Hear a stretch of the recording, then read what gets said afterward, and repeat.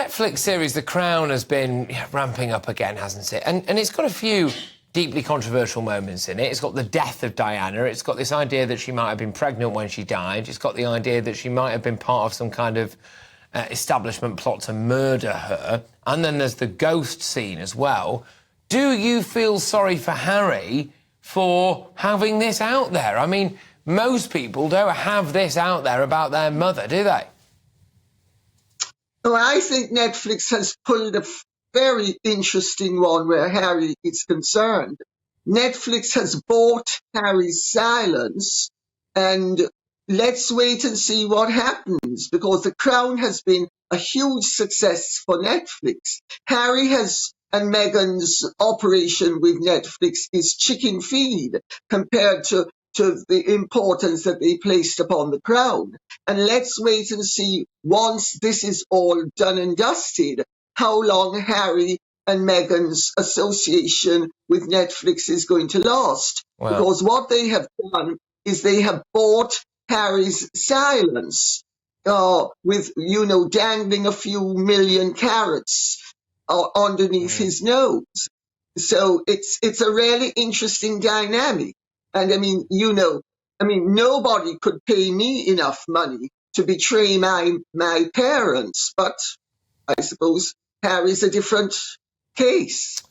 Yeah, well, I mean, it would appear so. Just final word to you on this, Phil, then. Do you feel as though Netflix has bought Harry's silence over his comments about potentially deeply insensitive footage or dramatised footage, anyway, of his own mother's death and then resurrection as a ghost? Yeah, well, we know he's going to watch it, don't we? He said that in the Netflix series that he watches The Crown, unlike other members of the royal family. So, he probably has had his silence bought. And, it's this business. I did say the other week that I thought it would be a good thing if it stuck to the facts, so a new audience would get to know about Diana. But sadly, if they're going to start going into some of the conspiracy theories that she might have been pregnant or she was bumped off, then, I'm afraid it's a bit of a forlorn hope. But, yes... On that, Phil, sorry to cut across, we've not got long left. And Lady C, look, all of these things that are coming out in The Crown now, I know that it's a drama, but the unfortunate reality is that this gets beamed out around the world and a lot of people just take it as fact. Was Diana pregnant at the time of her death? Was she bumped off? She definitely was not bumped off. Diana would have survived if she had on her seatbelt. There have been exhaustive inquiries and investigations done. And when I wrote my posthumous Diana biography, The Real Diana, I spoke to all of the parties concerned, including the doctor who immediately attended to her. Dr. Mayo, I think was his name. We lectured the following year after her death at Birkbeck College together.